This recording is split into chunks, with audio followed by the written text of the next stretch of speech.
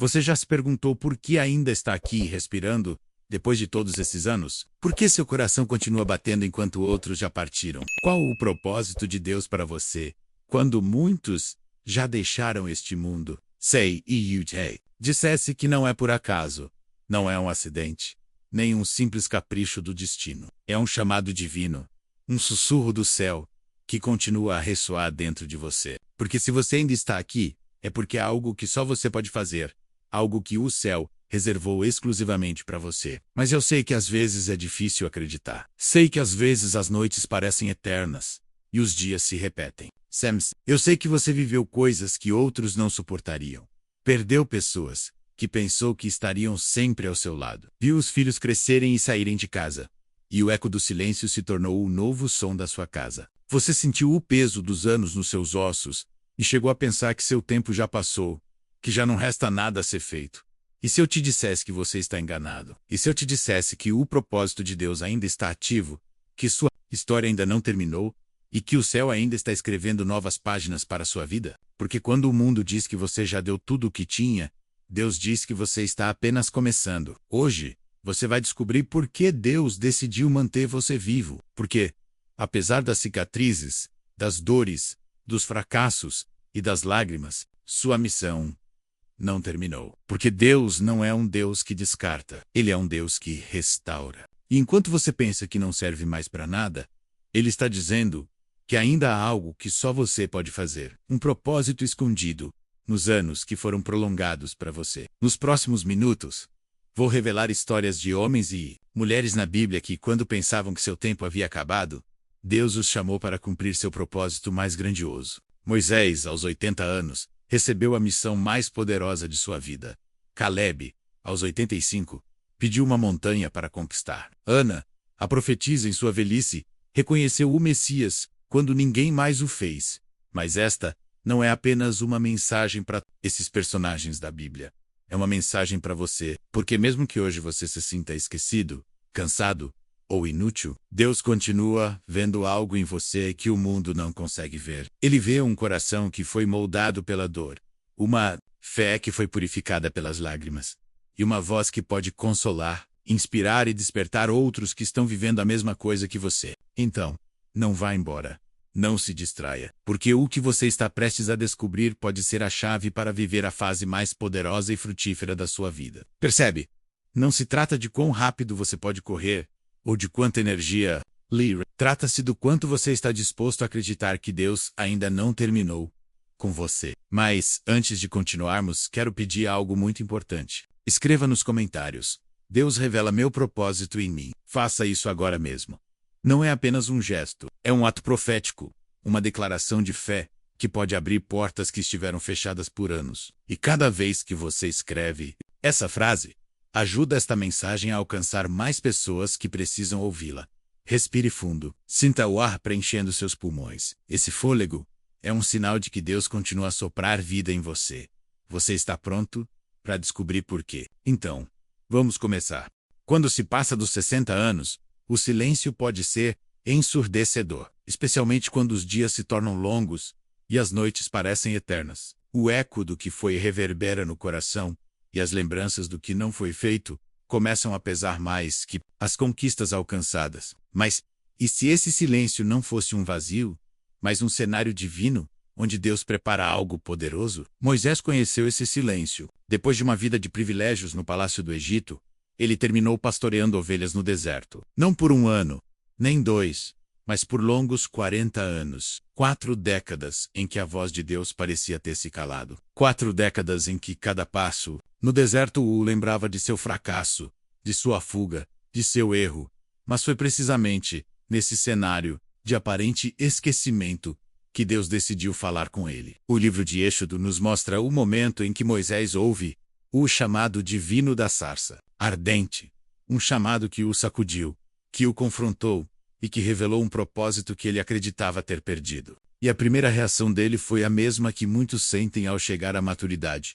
Quem sou eu para ir ao faraó? Moisés não se sentia digno, não se sentia capaz. Ele havia passado tanto tempo no silêncio do deserto que sua identidade havia desaparecido. Como alguém que havia fracassado poderia ser o libertador de um povo? Como alguém que havia fugido poderia ser o porta-voz de Deus. É que às vezes, quando a vida se acalma, as vozes do passado ecoam mais forte as lembranças do que não foi, as promessas que não se cumpriram, os sonhos que desapareceram. Mas Deus não desperdiça o silêncio. Ele o utiliza para revelar propósitos ocultos, aqueles que só podem ser compreendidos quando o ruído da juventude se cala. Moisés não recebeu seu chamado nos anos de sua força física. Não o recebeu quando era o poderoso príncipe do Egito, mas quando já não tinha nada a perder. E às vezes Deus espera que nossas mãos estejam vazias para enchê-las com um propósito eterno. Você já se sentiu como Moisés, olhando para suas mãos vazias, perguntando-se se ainda resta algo?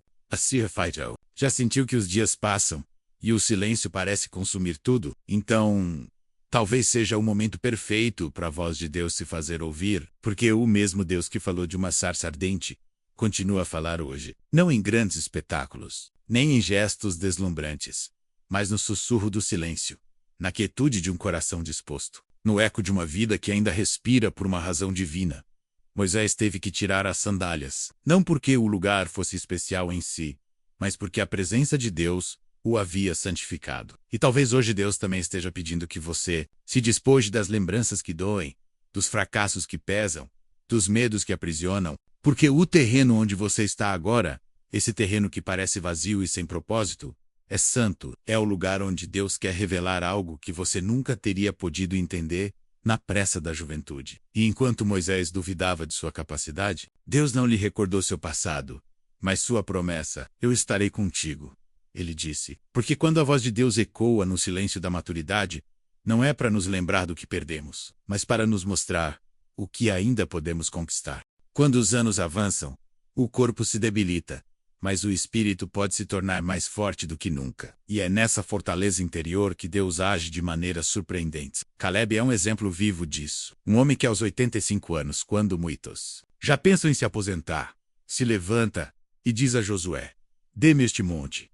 Você consegue imaginar essa cena? Um idoso que viu toda a sua geração morrer no deserto.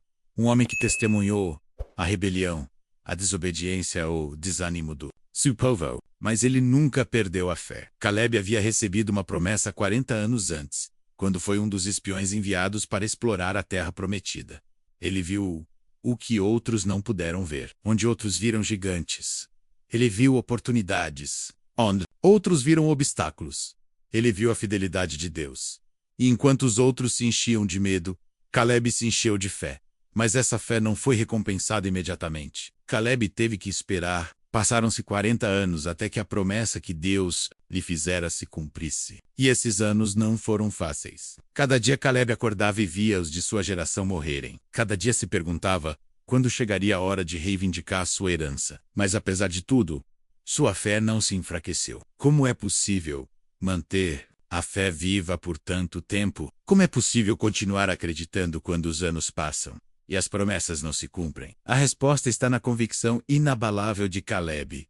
Ele não permitiu que os anos apagassem sua fé. Pelo contrário, cada ruga em seu rosto se tornou uma lembrança da fidelidade de Deus. E o dia finalmente chegou. Aos 85 anos, Caleb se apresentou diante de Josué. Ele não pediu um lugar tranquilo para descansar seus ossos cansados. Não pediu um refúgio para esperar a morte. Pediu uma montanha. Pediu o Monte Hebron, um lugar habitado por gigantes, por inimigos ferozes. Um lugar que exigia esforço, coragem e determinação. E Caleb, com 85 anos, se levantou e disse: ainda estou tão forte como no dia em que Moisés me enviou. Que tipo de força era essa? Não era uma força física. Era uma fortaleza espiritual, uma fé provada pelos anos. Uma fé que não dependia do corpo, mas do Deus que havia feito a promessa. Porque quando o corpo enfraquece, o espírito pode se fortalecer, e quando a vida nos força a esperar, a fé que sobrevive a essa espera é uma fé inquebrantável. É a fé de Caleb. A fé que não desiste, que não se apaga, que continua acreditando mesmo que os anos passem e as promessas pareçam distantes.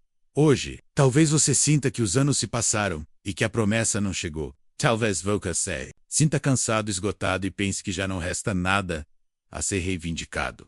Mas Deus continua sendo o mesmo. A promessa continua de pé. E enquanto você tiver fôlego nos pulmões, enquanto seu coração continuar batendo, você ainda pode se levantar e dizer: Dê-me este monte, porque a verdadeira força não está nos músculos, mas no espírito. Não está no que o corpo pode fazer, mas no que a fé pode alcançar. E hoje, Deus continua procurando homens e mulheres como Caleb. Pessoas que, apesar dos anos, continuam acreditando. Pessoas que, apesar do cansaço, continuam esperando. Pessoas que, embora o mundo as veja como fracas, são mais fortes do que... Nunca Caleb se levantou aos 85 anos e pediu uma montanha. Não porque o tempo lhe tivesse tirado a esperança, mas porque ele entendia que as promessas de Deus não expiram. Mas o que acontece quando os anos passam e a única coisa que você sente é o silêncio? O que acontece quando as promessas parecem ter desaparecido no ar? Em uma cultura que celebra a juventude e descarta os mais velhos, é fácil sentir que a idade avançada é um tempo de esquecimento do espera passiva, de lembranças distantes. Mas Deus vê de uma maneira completamente diferente. Enquanto o mundo se apressa em buscar o novo, Deus continua olhando para aqueles que, com anos acumulados e corações desgastados, ainda podem receber promessas que mudam gerações. Zacarias e Isabel viveram esse aparente esquecimento. Eles eram idosos, justos e fiéis a Deus, mas carregavam uma profunda tristeza. Não podiam ter filhos. Em uma cultura onde a descendência era vista como uma bênção divina, eles carregavam o estigma. Eles oravam, serviam, esperavam, mas nada acontecia. Anos e anos se passaram. Anos de súplicas sem resposta. Anos de ver outros pais embalando seus filhos enquanto eles voltavam para casa com as mãos vazias. Anos de sentir que suas orações haviam se perdido no céu. Anos de ouvir o inimigo sussurrar: Deus te esqueceu. Mas Deus não havia esquecido nada. No momento esperado, quando já não havia esperança humana, quando Isabel já era considerada estéril e Zacarias havia parado de pedir o impossível, um anjo apareceu. Ele não veio com uma simples palavra de consolo, mas com uma promessa que mudaria o curso da história. Zacarias, não temas, porque a tua oração foi ouvida. E Isabel, tua mulher, te dará um filho, e lhe porás o nome de João. Imagine esse momento. Anos do espera, décadas de silêncio, e de repente, Deus irrompe em suas vidas com uma promessa inimaginável. Eles não apenas teriam um filho, mas esse filho seria o precursor do Messias. Um homem cujo nascimento seria um eco profético. Uma voz que clamaria no deserto, preparando o caminho para a chegada do Salvador. E Deus não apenas ouve as orações. Ele as responde de uma forma que transcende nossas expectativas. Zacarias e Isabel não receberam um filho comum. Receberam um profeta. Um homem que abalaria nações, que faria os poderosos tremerem e que mudaria a história. Mas por que esperar tanto? Por que não responder na juventude, quando Isabel ainda podia conceber com facilidade? Porque Deus não estava apenas formando uma criança. Ele estava formando dois idosos, cujo testemunho revelaria o poder do tempo nas mãos divinas. Zacarias e Isabel viveram anos de aparente esquecimento, mas Deus os estava preparando para uma missão eterna. E é isso que acontece quando o céu se cala. Deus não está ignorando, Ele está trabalhando. Não está atrasando, está aperfeiçoando. Porque algumas promessas não se cumprem na juventude, mas na maturidade, quando o coração está mais moldado, quando a fé foi provada, quando a dependência de Deus é mais profunda. Hoje, talvez você se sinta como Zacarias e Isabel. Talvez sinta que suas orações caíram no vazio, que os anos passaram e o que você esperava nunca chegou, que o mundo continua avançando e você continua estagnado no mesmo lugar.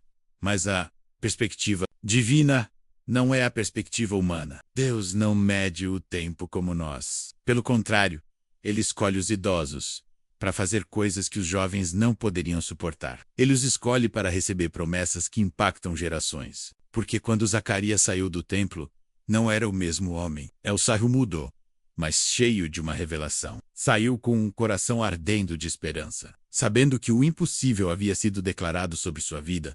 E se hoje o céu estivesse preparando uma promessa inesperada para você? E se, em vez de se perguntar por que Deus demorou tanto, você começasse a perguntar o que Ele está prestes a fazer? Porque o que parece esquecimento nas mãos de Deus é um tempo de preparação.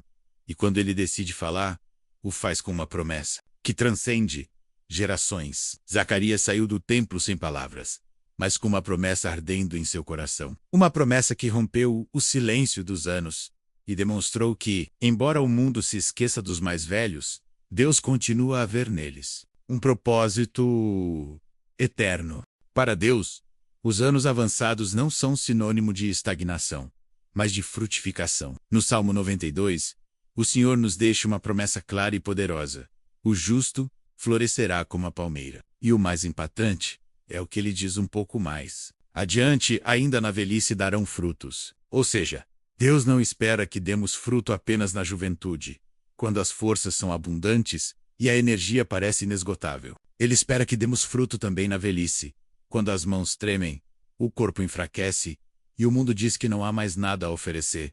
Mas que tipo de fruto é esse? O fruto da juventude é vigoroso, visível e ativo. No entanto, o fruto da velhice é diferente. É um fruto que foi cultivado com paciência, regado com lágrimas e provado pelos anos. É um fruto que carrega a essência do caráter divino, da experiência vivida e do testemunho amadurecido em meio às provas.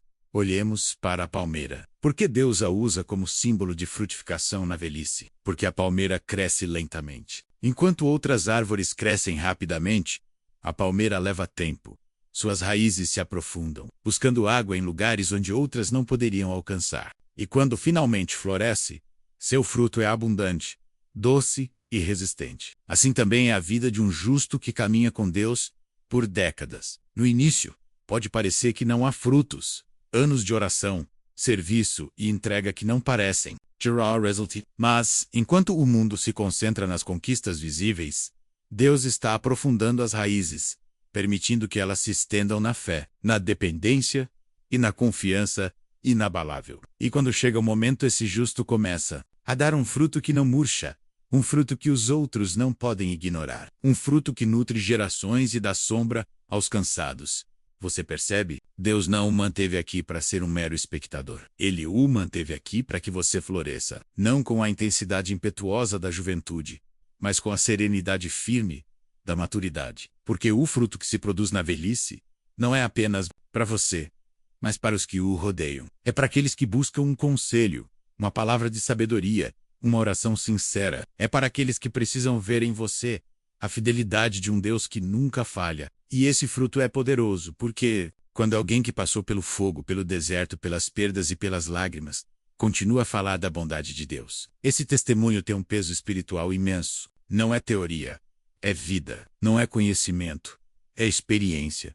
Talvez hoje você se sinta cansado, talvez pense que já não resta nada a ser feito, mas Deus diz o contrário. Ele diz que você ainda pode florescer, que ainda pode dar um fruto, que outros precisam, que ainda pode marcar vidas, tocar corações e impactar gerações. Porque enquanto você tiver fôlego, enquanto seu coração continuar batendo, há uma missão a cumprir. E esse fruto que você é chamado a dar nesta fase é ainda mais valioso, mais doce e mais profundo do que o fruto da juventude, porque carrega o sabor dos anos, o aroma da fé e a essência de uma vida que foi provada e não vencida. Portanto, levante seu olhar, porque o que o mundo chama de velhice, Deus chama de frutificação.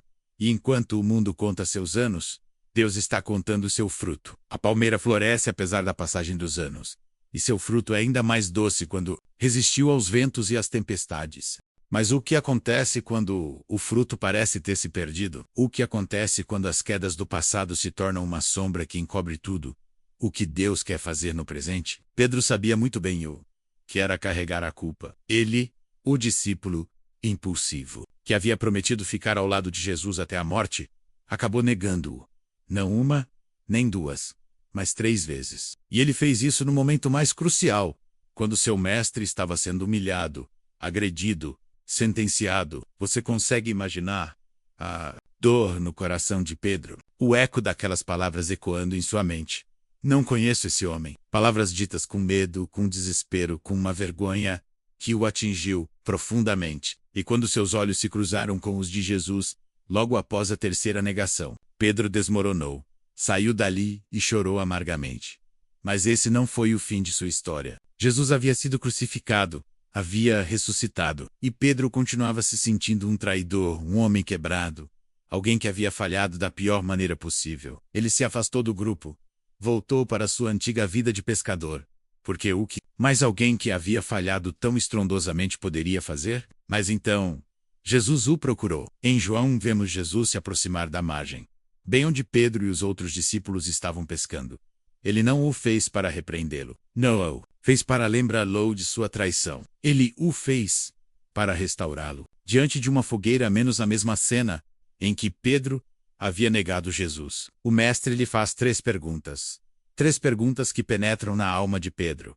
Simão, filho de Jonas, tu me amas? Não uma, nem 2, mas 3 vezes. Uma pergunta para cada negação.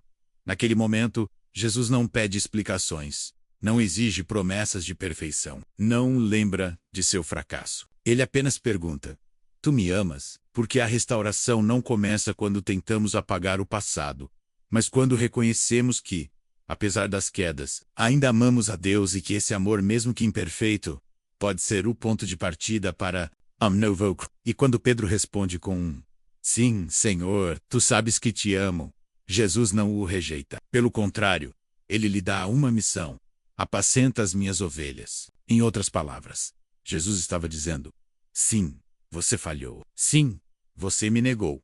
Mas você ainda pode servir. Você ainda pode ser útil em minhas mãos. Você ainda pode ser um pastor para o meu povo. Isso é impactante porque o mundo descarta o que está quebrado, mas Jesus o restaura. O mundo joga fora o que caiu, mas Jesus o levanta. Pedro passou de um homem quebrado e envergonhado a um líder cheio do Espírito Santo, que pregou o primeiro sermão no nascimento da igreja e viu milhares se renderem aos pés de Cristo.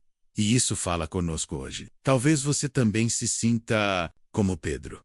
Talvez pense que seu passado o desqualifica, que seus erros o deixaram sem propósito, que Deus só pode usar aqueles que nunca falharam. Mas o Evangelho nos diz o contrário. Deus não usa apenas o que está intacto. Ele usa o que está quebrado. Ele usa as cicatrizes, as quedas, as lágrimas. Porque o que o inimigo quis usar para te destruir, Deus usa para te levantar e te levar mais alto do que você jamais imaginou. E é aí que o ministério de Pedro se torna tão poderoso, porque quando ele falava do perdão, não o fazia a partir da teoria, mas da experiência. Ele sabia o que era falhar. Ele sabia o que era ser restaurado. Então, o que aconteceria se hoje você parasse de esconder suas cicatrizes e começasse a vê-las como marcas da graça? O que aconteceria se, em vez de fugir do seu passado, você o entregasse nas mãos do Mestre, para que ele o transformasse em um testemunho que pudesse curar outros? Porque a história de Pedro nos lembra que, não importa o quão baixo você tenha caído, Jesus continua a procurar os caídos, não para repreendê-los, mas para restaurá-los e dar-lhes uma missão eterna. Pedro havia aprendido que as quedas não são um fim, mas o terreno onde Deus constrói novos começos. Mas o que acontece quando as perdas parecem irrecuperáveis? O que ocorre quando a dor é tão devastadora que não resta nada para reconstruir? Quando a alma atravessa um deserto, o tempo parece parar. Cada dia é igual ao anterior, e as feridas parecem não cicatrizar nunca. É como caminhar por uma paisagem devastada, buscando em meio aos escombros algum sinal de vida. Mas às vezes, justamente quando tudo parece perdido, Deus começa a reconstruir a partir das ruínas. Foi isso que Jó viveu, um homem que conheceu a plenitude, mas também a devastação. De um momento para o outro, ele perdeu tudo: seus filhos, sua riqueza, sua saúde. A vida que havia construído desmoronou diante de seus olhos, deixando-o sozinho, coberto de cinzas e com perguntas sem resposta. E nesse pó, e nessas cinzas, Jó se sentou dia após dia, perguntando-se por quê. Por que ele? Por que tanta dor? Por que Deus permaneceu em silêncio? E enquanto ele buscava respostas, as vozes ao seu redor se tornaram ecos de julgamento, acusando-o e ferindo-o ainda mais. Você já se sentiu assim? Como se estivesse preso em um ciclo interminável de perdas e perguntas, como se a dor do passado tivesse se tornado sua única companhia e as vozes que deveriam consolar apenas aprofundassem as feridas? Mas o livro de Jó nos revela algo impactante. A restauração não acontece quando tudo volta a ser como antes. Ela acontece quando o coração decide soltar, perdoar e orar por aqueles que o machucaram. Em Jó, encontramos uma chave poderosa, e o Senhor restaurou o bem-estar de Jó quando ele orou pelos seus amigos. E o Senhor lhe deu o dobro de tudo o que tinha antes. Deus não restaurou Jó antes que ele orasse por seus amigos. Ele o fez depois. Porque às vezes, o que bloqueia a restauração não é a dor do que perdemos, mas o ressentimento que acumulamos. E enquanto o coração se apega às feridas, as mãos permanecem fechadas para receber o novo que Deus quer dar. Mas Jó, em sua desolação, tomou uma decisão radical. Em vez de continuar reivindicando o que havia perdido, ele orou por aqueles que o machucaram.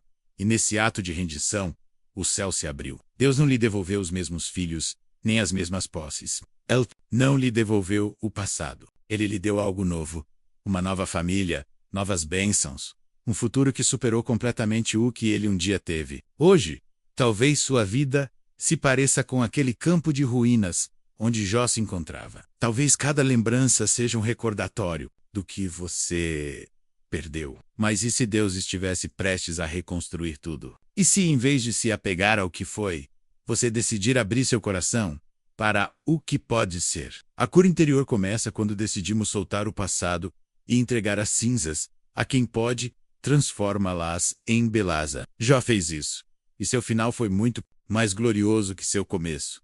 Porque a restauração de Deus não se trata de recuperar o que tínhamos. Trata-se de receber algo novo, algo melhor, algo que só pode florescer em um coração disposto a perdoar e a confiar, mesmo quando tudo parece perdido. Jó descobriu que mesmo depois de ter perdido tudo, Deus podia reconstruir a partir das cinzas. Mas o que acontece quando a dor não destrói apenas o que você tinha, mas também sua vontade de continuar? O que acontece quando, em vez de se levantar, você só quer se esconder e desaparecer? Às vezes, depois de perder tudo, o coração busca refúgios escuros, lugares para esconder a dor, para ocultar as cicatrizes, para nos convencer de que já não resta nada a fazer. Foi o que aconteceu com Elias, um homem que havia testemunhado o poder restaurador de Deus, mas que agora se encontrava escondido em uma caverna, acreditando que sua história havia terminado. Elias havia visto o fogo descer do céu, havia vencido os profetas de Baal, havia sido um instrumento de grandes milagres.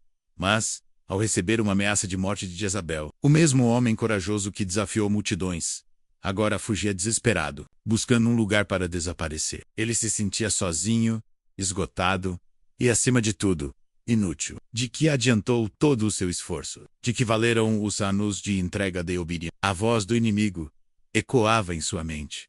Tudo foi em vão.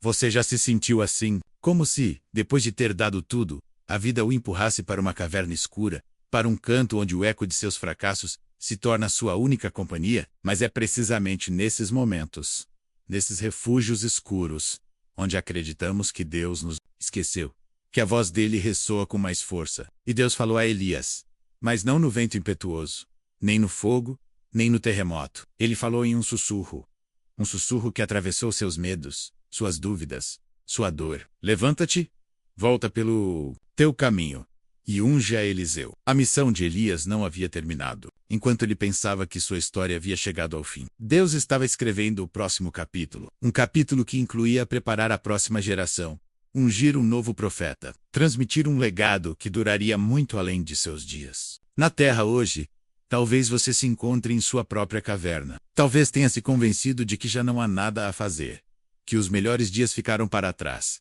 que o que você construiu desmoronou sem remédio. Mas Deus continua sendo o mesmo, e a voz dele ainda ressoa no silêncio. Levanta-te, ainda há uma missão que só você pode cumprir. A caverna não é seu destino final. É o lugar onde Deus o lembra de que, mesmo que sinta que tudo se perdeu, ainda há um Eliseu esperando para ser ungido. Ainda há um propósito esperando para ser cumprido. Porque enquanto houver fôlego em seu ser, Deus continuará a escrever capítulos que nem você poderia imaginar. Elias pensou que sua missão havia terminado na caverna, mas Deus o lembrou de que ainda havia um Eliseu esperando para ser ungido, um legado a ser transmitido. Mas o que acontece quando o caminho parece chegar ao fim? É o momento perfeito para plantar sementes que florescerão nas próximas gerações. Na Bíblia, encontramos um exemplo poderoso disso na história de Timóteo, um jovem cuja fé não Sérgio do nata, mas foi uma fé semeada, regada e cultivada por duas mulheres que marcaram sua vida de forma transcendental, sua avó Lloyd e sua mãe, Eunice. Paulo escreve em 2 Timóteo, trazendo à memória a fé não fingida que há em ti, a qual habitou primeiro em tua avó Lóide e em tua mãe Eunice, e estou certo de que em ti também. Você percebe? Antes que Timóteo se tornasse um líder, antes de ser um discípulo fiel de Paulo, ele já havia recebido um legado espiritual. Um legado que não se baseava em riquezas, posses ou títulos, mas que foi construído sobre orações, ensinamentos e testemunhos de uma fé viva. Lóide e Eunice não pregaram em grandes praças. Não escreveram epístolas. Não tiveram um ministério público, mas fizeram algo que impactaria gerações. Semearam a fé no coração de uma criança. E essa semente cresceu até se tornar um líder espiritual que influenciaria a igreja primitiva.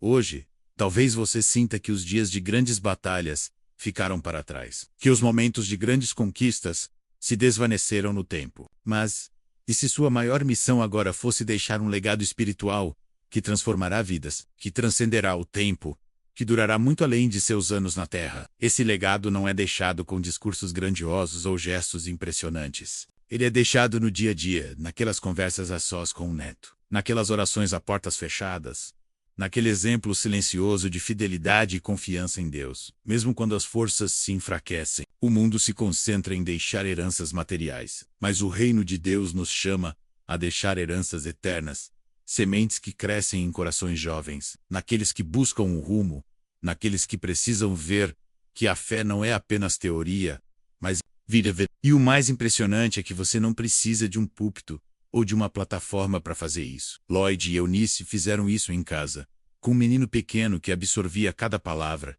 cada ensinamento, cada oração. O que elas semearam nele, elas viram florescer em Timóteo.